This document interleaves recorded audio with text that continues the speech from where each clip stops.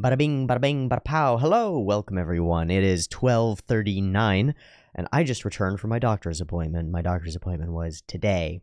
Today is Friday. Friday is Cyberpunk Edgerunners. I think I am not going to record a new video today, in part because they drew blood for blood work, and I'm a little off. Also, it's just one big stressful event in a day, and I'm already in a state where it's like, oh, I accomplished the thing, and it's like I want to just go relax and chill and kind of pat myself on the back for going and doing a thing that I've been avoiding doing for like 6 years. So, good job, me. In general, my health is good. There are no immediate warning signs that showed that my health would not be good. In an overall sense, all is pretty much well. I am still worried to some extent about the moles that I have on my arms, and I've got a couple that go up on to my shoulders.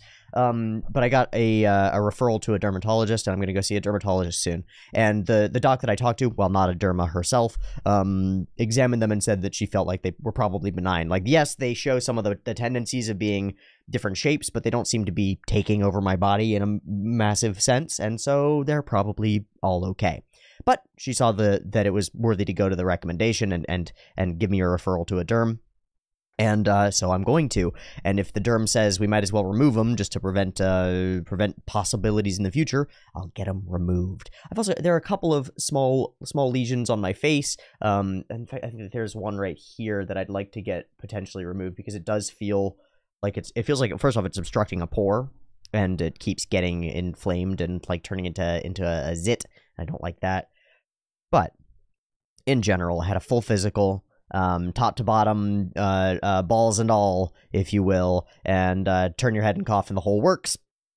Including talking to her about my potentially fractured rib, and she basically felt around in there and was like, does this hurt? And I was like, not really anymore, but if you had done that a week ago, I would have been screaming. She was like, okay, you seem to be healing okay. You resilient boy, good boy. I was like, yay, I'm a good boy. I did good things. So that's a big check mark off my list of shit I have to really get done that's like a problem. And I envisioned the doctor as a bit of a dragon. I talked about this in a previous episode. I've envisioned the doctor as a bit of a dragon for me to go out and slay. And in this case, what has happened is I've gone out to the dragon's den after worrying much about the potential that there is a dragon there. I've gone out and I've walked around the cave, and I've found no dragons. And not even any sign of dragons. No dragons. Didn't have to kill anything today. Didn't have to slay anything, really. But I did have to get myself all geared up and ready just in case there was dragons in there. And I had to walk into that door ready to come out with a terminal cancer diagnosis, which is silly and ridiculous, but truly. 6 years of not having been to a doctor, and I walk in that door. I'm afraid, and I was afraid. I'm still a little bit afraid because, you know, the uncertainty is still there. But because I've walked in and I've faced that fear and allowed it to pass over me and through me, and I've turned the inner eye to see its path, and where the fear has gone, there is nothing, and only I remain. That feels about right. And it feels doubly right because it allows me to quote Frank Herbert from Dune. One of the best and most useful quotes that I've ever come across. And one of the first things that I ever dedicated myself to memorizing, truly. I must face my fear. Fear is the mind killer. Fear is the little death that brings total obliteration. And isn't that fucking true? Isn't that the truest thing in the world? Fuck you, Herbert. Fuck you and your damn worms and shit and your perfect allegories for colonialism and your duplicitously doubly perfect allegories for self-sacrifice and individualism and the construction of a religion. Eventually in God Emperor, the construction of a religion that has to fall in order to maintain its symbology, which, by the way, is the Code Geass story as well, which is nutty that those things link to... Okay, I love stories. Fucking nuts. Crazy shit. So I went to the Dragon's Den and I found no dragons. And in fact, maybe you could say I found a safe place, because often you go into the Dragon's Den because it's a cave that you need to go into, and you need to find that you're safe there, and in this case, the Dragon's Den is sort of my own body, and now I get to feel safe inside of it. A little bit safer. So having gone into the cave and cleared it out of beasts and bears, dragons and snakes, I find myself comfortable inside my own cave. Just a little bit. And I can stop and catch my breath. Just a little bit. And that little bit is enough. So, it was a good day. I also managed to read like 20 pages of Jung's Man and His Symbols, which blew my fucking mind. It's just such a book. I need to buy everything that man has ever written, essentially. Such a fucking book. Absurd. But I got to read that all throughout the whole process. I'd get all set up and get blood work done and get an STD screening done. We're gonna go and we're gonna do something. This is kind of like what I did earlier when I showed how I edit a video. I'm not gonna show how I edit a video, but I'm gonna show how I put together a thumbnail. So this is Cyberpunk Edgerunners episode 2. I'll make sure that this video goes up after Edgerunners 2 goes up so that this doesn't spoil anything. But I'll jump over to my timeline too. This is the PIP timeline, right? So it's just the video itself and then my video itself, which is not showing up effectively, which is annoying. So I have to be slightly careful that I don't get copyright blocked just for showing the stuff that's in the stuff that within my video, because we're looking at my video with the video. You know what I mean? It's fucking nuts. But the goal right now is I want to go through these 20 minutes and I want to find the face. I mentioned before that I choose a face that I think is emblematic or indicative of the whole episode. Now, me bathed in pink light and smiling is not bad. So we're going to grab that while we have the moment, because that's very cyberpunky looking and it might end up looking really cool. So I'll just grab that quickly. We'll keep on moving. Yeah, it doesn't have enough see, it's the motion of me nodding here that's of interest. And that's what's interesting, so I can't capture that effectively. And then we get the whole OP. Now that's good. So I want to find the clearest moment. See, that's an emotionally resonant face. It's like, oh yeah. And that, you know, people are going to see this and they're going to think that I'm looking at dat ass or dat girl or something, but I'm not. But it still fits the episode because the episode is so very much about her. So that's pretty interesting. So I do also want to check, because I have a feeling that the first time that she effectively appears on screen, I'll probably have a facial expression reaction to that. And that might be indicative of my reaction to the whole episode and the character. And of course, and as I said, the indicative is what I'm going for. I want the most accurate. Okay, so Mr. Bad Guy is bad. Where are we at the train? Come on. Oh, okay, so this is the moment where she pushes him down. So my expression actually kind of froze in this moment, huh? Because I'm just evaluating girlification. She's a fucking girl. It's like when you're a hunter and you see a deer, you go, you freeze so that you don't startle it. At least that's how I see it.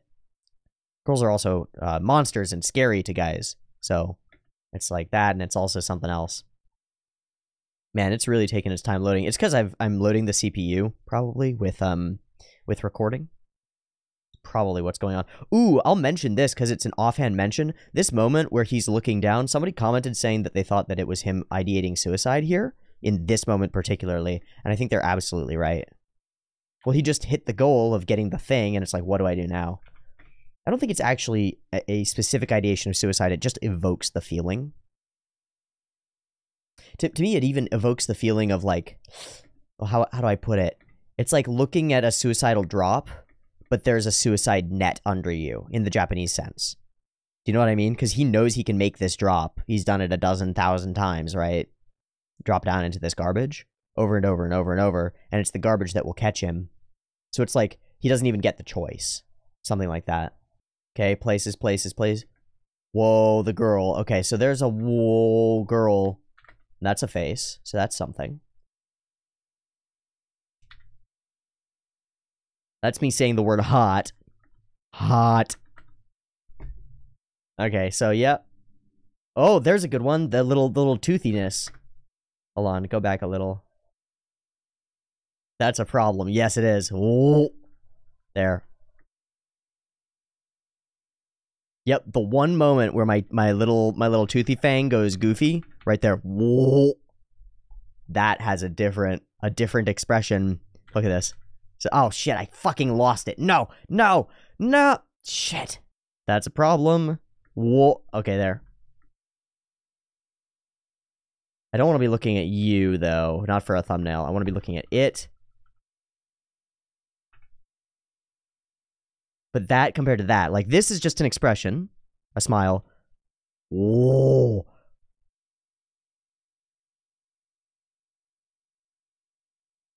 Like, it's so incredible how micro-expressive we are.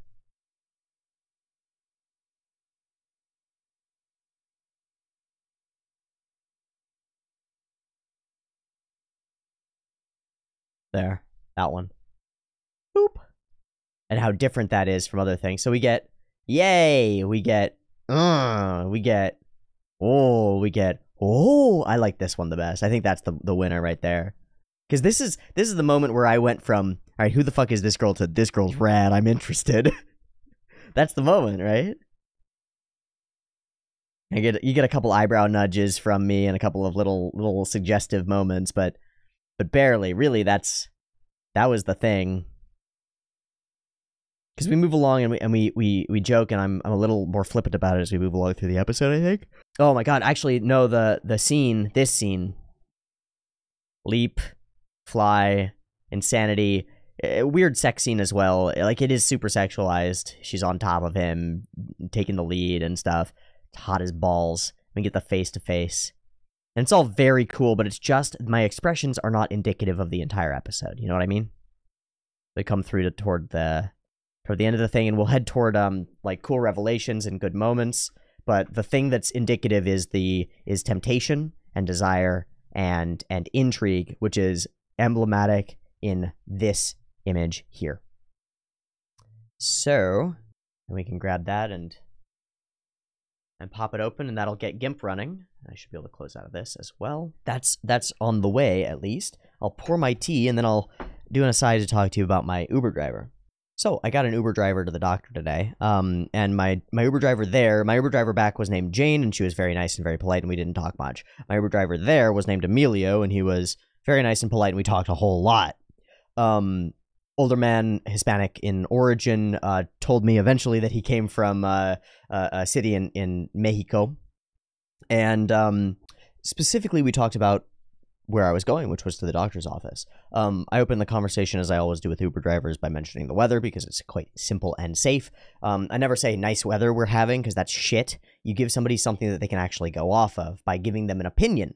So you'd say something that they might agree or disagree with. So I said something like, "Ooh, it's chilly this morning, but I'm glad it's not as cold as yesterday," I think is something that I said, because it was quite chilly and quite windy here yesterday, and it was the first cold day that we've had as November comes. So this morning when I went outside, and it was like sweater weather, but not cold. So I mentioned that to him, and we back and forth about it. And then he asked, as Uber drivers almost always do, "Where are you headed? What are you doing? You got anything interesting going on?" I was like, "Well, I'm going to the doctor, and it's the first time I've been to the doctor in a number of years, so I feel afraid, essentially." And he said, "Oh, what are you going for?" And I mentioned a few things, and I mentioned that I've got some skin lesions, some moles that I want to get checked out, because the chances that they could become cancerous are more than zero. And that sparked him to talk about his relationship with his father, because his father caught cancer, they caught the cancer that was in his father too late. And with no prompting from me, he began to talk about his relationship with his father, and how he had managed his relationship with his father, and how he felt so very grateful that he had gone back and spoken to his father and resolved their underlying conflict before his father had passed away and he'd lost him forever. An interesting conversation to have, especially as a young man who has some conflicts to resolve with his father. An interesting perspective. And we talked about all sorts of things. I don't know how the conversation went the ways that it did, but we had maybe 8 minutes of in-vehicle time, and it felt like we podcasted for about 3 hours, because we were directly and immediately on the same page about everything, as far as I could tell. From symbology and mentioning symbols of, like, snakes and things, he picked up on immediately, to talking about love. And I think I asked him at one point how long he had been in this town or in this area. And he's like, "Oh, in California, 40 years. And I go, "Wow, like 2 of me. Interesting. And you've figured some stuff out." He's like, "Yeah, I've got well, he explained that he came up to San Diego to live from Mexico to find a new life, to find a way of being. And he called her his girl, is what he said. I met my girl, and she convinced me to move up here, and I've been here ever since. I go, wow, that's great. Are the two of you married? He goes, 38 years. So 40 years ago, he moved to San Diego. 2 years later, he met his wife. And then he moved to the place that I live and has been there ever since. And he goes, yeah, I love her like nothing in the entire world. Got 2 beautiful daughters. They're going on making their own families that are working and finding their own way. Yeah, man, that's the stuff. And I brought up that, well, I come from a broken family where, you know, my parents fell apart, and he went, me too. My father was an alcoholic and he left my mother, and like that's a different story than my story, but an important one. And he went, when I was going to have my kids and raising my kids, I thought, I'm not going to do the same thing that my dad did. No matter what, I'm going to fix those mistakes. And my response to him was something along the lines of, and you went and you made your own mistakes. You made different and interesting mistakes. And he goes, oh, plenty, tons, plenty. Every kid is so different. Of course you make mistakes. Of course you do. But at least I didn't make the same mistakes as my parents. I was like, yeah, man. At least I didn't make the same mistakes as my parents. And we do this on we fractal this, okay? So I know I use the word too much, but on a minute-by-minute, day-by-day learning level, you make a mistake, and then you don't make the same mistake again immediately after. You make a mistake one day, and then you don't make the same mistake the next day. You make a mistake 1 week, you don't make the same mistake next week. You make a mistake 1 year, you don't make the same mistake the next year. But it's also on a generational level. Your father makes one mistake, you'd better not make the same mistakes as your father. And we have a tendency to do so until they are resolved, especially traumatic mistakes, right? Like, well, violence, for example. A parent who beats their children will very often result in children who use violence to get their way. Almost as though it's an unresolved problem that is passed along and passed along and passed along, and the answer is to find an answer to it. The answer is the process of seeking an answer to the things that hurt you. Find the things that traumatized you, eliminate them from your own experience, resolve the traumas so that you don't pass them down to the next generation, and solve your parenting based on your parents' parenting and based on some general principle that isn't your parents, because your parents are probably more shit than they are good. They're good enough that you didn't die, so that's amazing. And no shame on them. We all make mistakes. And this was something that he said too. He said, you know, no judgment, no shame to my father and my mother. They were people, and they tried, and they failed in some ways. And that is the way that it is, and so be it. But that's exactly it. With no judgment in your heart, with only love, you look back at the flaws of the past, and you attempt to not repeat them. Not even necessarily to fix them. Just don't repeat them. Just you don't even have to make the world 1% better. How about 1% less awful? And you're the 1%. You're the percent that can be less awful. Now, you're way less than 1% of the world, but are ya? Are ya? Considering your actual reach, considering the number of people that you could affect if you actually dedicated yourself to affecting people in a positive or negative way, could you get to 1%? I think so. And maybe if you got to 1%, in 1% less awfulness in a positive direction, so an anti-negative direction at least, maybe that would offset some of the percentages of evil that are going on. Because I keep talking about public shooters, okay? And what they're trying to do is they're trying to make their 1% as down and evil as it can be, right? How much effect can I have on the world with bullets, right? And the answer is not that much, honestly. Not that much, honestly. It's hard. The most prolific and the ones who have they're aiming at destruction, so I don't want to use this word with them, but the ones who have reached success according to their own goals, what they're aiming at is destruction and death and chaos and horror, right? The ones that have gotten the most successful still haven't gotten anywhere near a fraction of a percent of the global population. Not even close.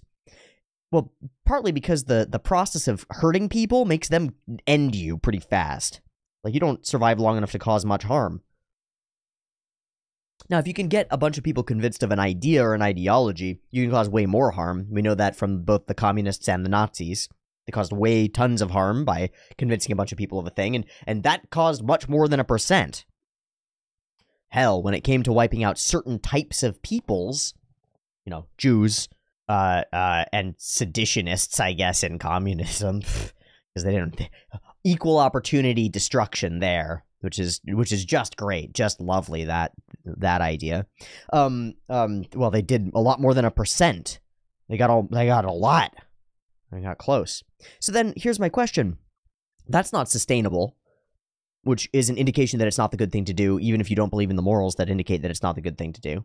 But if there were a sustainable thing, like being good to other people seems to be hyper-sustainable, to the point where it makes them be good to you, and it actually makes your life more sustainable to be good to people. So if you could sustain yourself by being good to people, and in doing so attempt to convince them to be good to people as well, could you ripple out an effect that might affect 1% of the world? I think you could. I think you actually could. I think I could, and so why couldn't you? And if we make this a multi-level marketing scheme of goodness is good, is the idea, right? And I try to, I sell that idea to everybody who's on my YouTube channel, and then all of them sell it to all of their families, and all of their families sell it to everybody else that they know, and all their friends and everybody. Well, like a multi-level marketing scheme, everyone in the thing reaps the benefits of as many people as they've been able to convince that the world is good. They reap the benefits of the good surrounding societies within them, and I would get to reap the benefits of all of it, because I'm up here at the top of the pyramid talking about how the world is good. So come along, be a part of my 1%, and then build a 1% of your own, and maybe that'll be 2%. And then our 1 + 1 = 2, + 1 = 3, + 2 = 5, + 3 = 8, Fibonacci out into infinity, or something. Wouldn't that be cool? I think that would be cool. We could just spiral out. Thanks, Tool. They wrote that. Tool's lyrics are good fucking shit, by the way. Real poetry about the world. Gojira's too. They're in the same realm, as far as I'm concerned, of like semi-articulate knowledge about the nature of reality expressed through emotional music with multi-layered resonance. Tool is sort of there.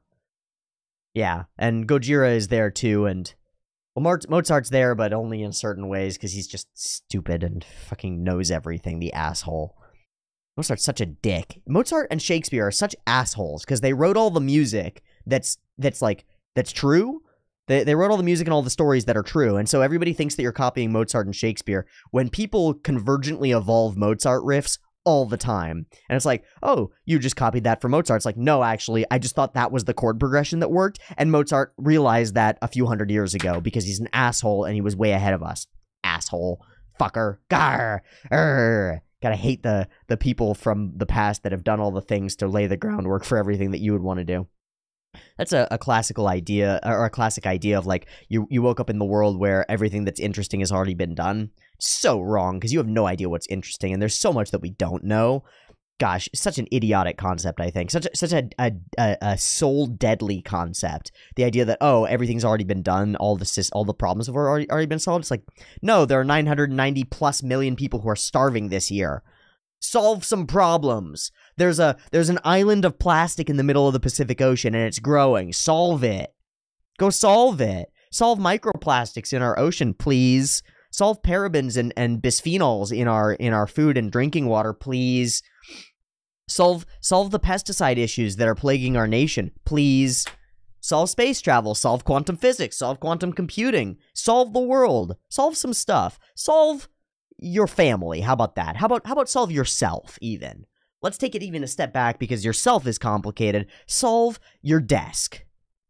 There's your start. Peterson's already got clean your room. Fuck him. Fuck that shit. Your desk is your robot. Here's my idea. I ideated this last night, because I was thinking about Tomino, and I was thinking about Gundam, and I was thinking about what the fuck is the idea of a mech, fundamentally, psychologically. And I came to a conclusion, which is that it's a representation of the id-ego, super-ego paradigm situation thing. Mostly id-ego.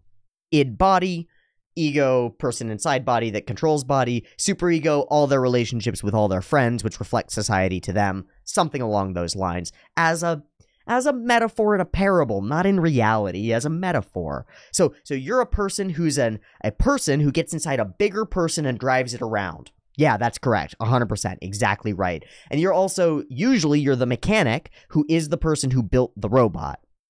Or your dad is the mechanic who is the person who built the robot more frequently. Because, well, that's correct, actually. And sometimes the robot is actually your mother. So it's the biology that you're carrying and walking around, but it's constructed by your dad because that's correct. The mother is the biological source and the womb and the place of birth, right? But the father is the one who constructs, and we use fatherhood and fathers as patriarchy and society and structures and social constructivism and order, okay? We just use them as that. It's true, but we use them as that. And so the mother is the mech and the father built the mech, and you get into the mech and you're forced to, and that's essentially acting within the world. And the kid is usually depressed and doesn't want to get in the mech, like Shinji, like the primary allegorical myth that we did there. God, I can't wait to get to the rebuilds. It's gonna be great. So I was like, what the fuck is going on there? And I recognized it. I was like, wow, okay, well, every room of any modern human male that I've seen, has a space that's dedicated to sleeping, which is pretty much the secondary space inside their room. Usually it is. In my room, it's a primary space, but it used to be a secondary space, and I've shifted it to being a primary space. If you recall, I moved my room around a few months ago, and part of that was to move my bed close to the window. It changed my life to have my bed close to my window, because I get sunlight in my eyes in the morning, and I can't help it. And I wake up, actually, which is really quite interesting. But my bed is now a primary location in my room, and it's still the same bed that I was using, but it's a very different place. So that's interesting. There's more balance there, and there is more balance there. But the primary space inside my room, and this makes sense given that I'm a digital living human being, but hey, so are you, and most of you are, right? My primary space is my desk, and my desk, chair, computer, keyboard, mouse, peripherals, screens, and then the things that I use to access and explore in the world, the cameras, the lights, the systems of electronics. I am in a cockpit. And if I go downstairs and I go into my roommate's room, he's in a cockpit in a nice office chair with 3 screens around him and a laptop here and a keyboard in front of him and a mouse and a joystick over here that he uses for certain games that he plays, and he can slide his chair around in there, and his bed's off behind him as like an afterthought almost. Because the room is the cockpit, and the cockpit is all of your control and ability to manifest yourself outside yourself within the world. And that's your Gundam. It's your mecha. So, here's my proposition to you, because again, clean your room has been stolen. Clean your desk. Your desk is your pilot's chair. It's your seat. It's your way of manifesting yourself in the world. It's the thing that you sit in and drive yourself around. Your consciousness, your ego, right? Like the person within you gets driven around through the entire universe, the outside world, via the seat that you sit in, and the desk that you sit at, and the keyboard that you use, and the mouse that you use, and the screens that you have, and the way that you interface with technology. And until we have actual mechas or total full immersion VR, your desk is your pilot space. Clean it the fuck up. Because if you were a helicopter pilot and you had crumbs on your goddamn keys, and those are the keys that you have to be able to push in order to make the helicopter fly or emergency stop it or whatever, or eject. Can you imagine being a helicopter pilot and you push the eject button, it doesn't work because there's too much Cheeto dust around it? Fuck that. Clean your goddamn desk. Vacuum your goddamn keyboard. Get a good mouse. Get a good keyboard. Invest in your technology and invest in the space that allows your physical form, your body, to do well. So, I've done this a few times. What things do I think you should invest in? Well, I think you should invest in a good mouse. I use MX Masters. We had a conversation in my Discord for a while about the MX Master and whether people believe that it is the ideal mouse or not. For my purposes, it is. And the reason is this. The reason is the infinite scroll wheel and the side scroll wheel here. The side scroll wheel is what I use primarily. I use it constantly to shift things left and right while I'm video editing. The infinite scroll wheel, man, just to scroll down an immense page constantly or to zoom in and out. I mean, let me go into GIMP, right? All of this that I'm doing in terms of size and manipulation is because of the control key and the scroll wheel. And I've got complete control over it. And then I can go up and down, right, by just using the scroll wheel. And then by control shift, control shift, I can go, wait, what is it? Oh, it's just shift. Okay. I forgot. It's just shift. I can go left and right, right? So while I'm doing this editing, I can just go anywhere that I want, and this is how I edit these images. I manually cut out the entire thing, and I don't use the clippy tool because, or the color select tool, because it doesn't doesn't end up with clean lines ever. And I hate it, actually. And also, because my headphones are black and this is black, it doesn't work. And previously, when I had the gold background, my background was yellow gold, and my skin is pinkish yellow, right? So that doesn't work. It all just blends together. And so I go through and I click, click, click, click, click, click, click, click, click, click, click, click, click, click, click, click. I actually have to... this thing, I want this to not stick up the way that it does, so that it doesn't...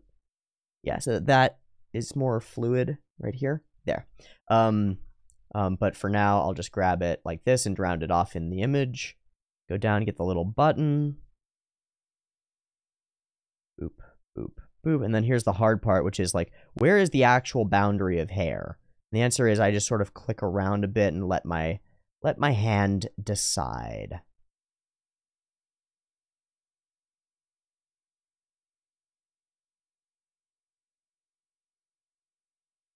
Pop, pop, pip, pip, pip, pip, pip, pip, pop.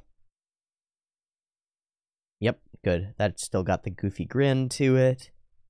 Looks nice and doofusy. That's exactly what I want because I'm a dork. And that is correct for the image. I'll just go around and lock all of this in. Pop, pop, pop, pop. Pop, pop, pop, pop. Pop, pop, pop, pop, pop. It can get kind of loosey-goosey with the sleeves because they don't matter that much. And all the way down and around. And I think I need an alpha channel before I do this. Add an alpha channel, invert, delete.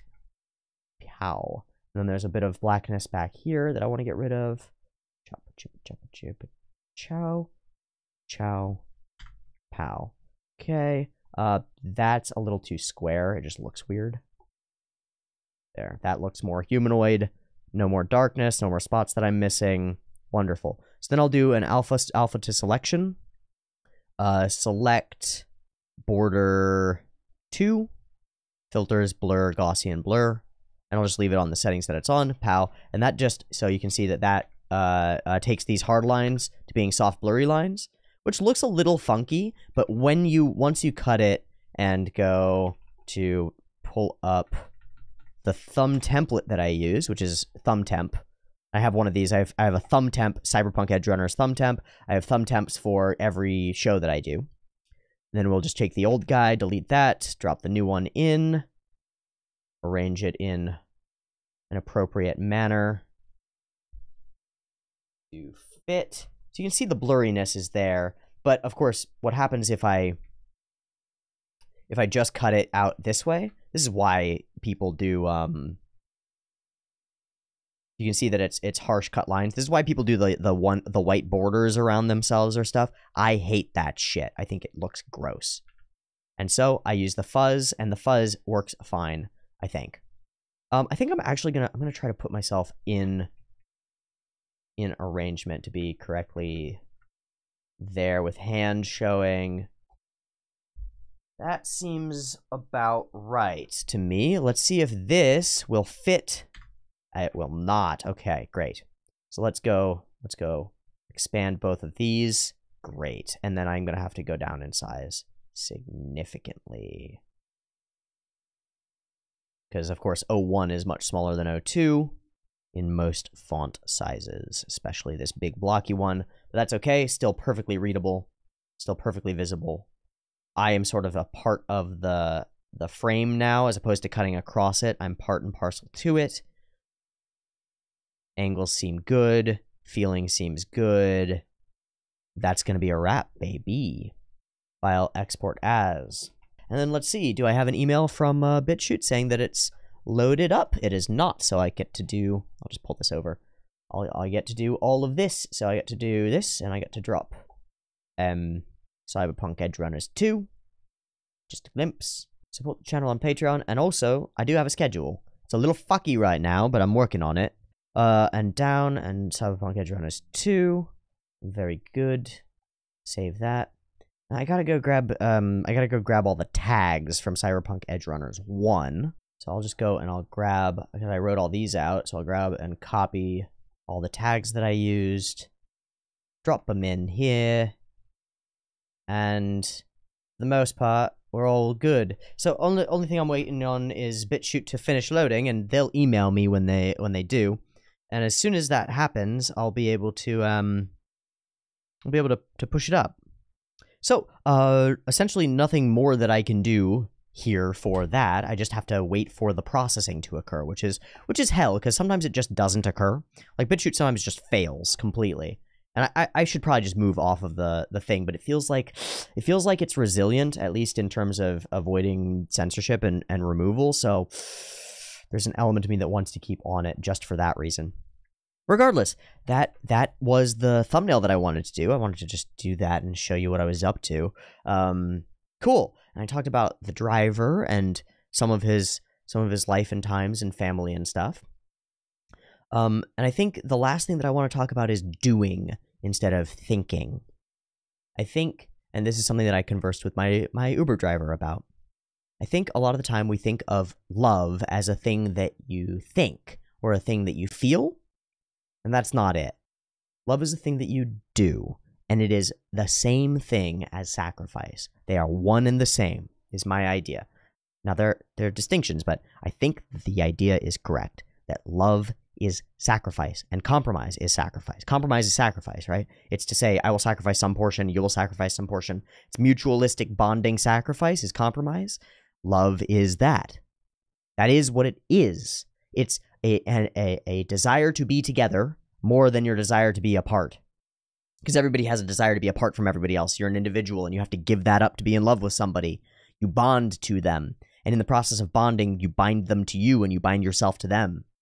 The explanation that I gave to my friend when we were talking about this last night was that I have chosen to some extent, and to some extent not chosen, I have chosen to say that I love him and my roommate and my roommate's child and my roommate's mother, who's also my roommate, and my landlord, who's also my roommate, and all of these individual people. I choose to love them, and I mean love them, and that's rough because it means sacrifice. Because in the present, it means that I will sacrifice things to make them happier if I can. But in the future, what it means is if anything were to happen to any of them, it would hurt me. I am less alone and less, well, I'm more vulnerable. It's a classic superhero mythology, actually, is that the Superman can't be hurt, but you can hurt the people close to Superman, and that really fucks with him. It's the same idea. Letting yourself love is a compromise, and a compromise of your own safety and your own security to some extent, because you let somebody else have some of it. They get to own a part of you when you love them. It means that they can hurt you, actually. Because if you don't care about somebody, they can't hurt you at all. Not even a little bit. But if you really love them, they can hurt you. So the conversation that I had with Emilio, my Uber driver, was one of the things that we left off on was this idea of sacrifice and love being one and the same. And that if you want to have a good relationship with a woman, was the way that we put it, you have to be willing to sacrifice a lot in order to have it properly. And that love at first sight doesn't exist. Because love is not a thing that occurs at first sight. Attraction at first sight, absolutely. But love is a process. Not a thing that just happens or an emotion that just feels. It's a process and it's a choice. So, I'll leave you with that. Choose love, my friends. Choose it. And evaluate those relationships you have with the people that you say you love. And try to evaluate whether you're sacrificing enough for them. Or too much. And whether they're doing the same for you. Let me know what you find out. Let me know what you come up with. Thanks for watching and listening. I appreciate your time. I'm not going to record another video today, I don't think. I might over the course of this weekend, but I've got other things to worry about. And so, my appreciation and my love to all of you. And that is a sacrifice. Thanks for being here for me to sacrifice to. It makes my life worthwhile. Appreciate you. Love you. Peace. And I mean it.